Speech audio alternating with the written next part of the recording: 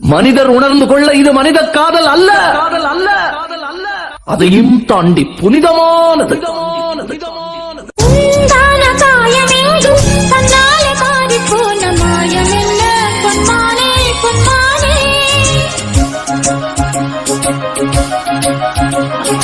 என்ன காயமான போதும் என் மேனி தாங்கிக் கொள்ளும் இந்த மேனி தாங்காது சென்றேனே. எந்த காதல் என்னவென்று சொல்லாமல் ஏங்க ஏங்க அழுகை வந்தது.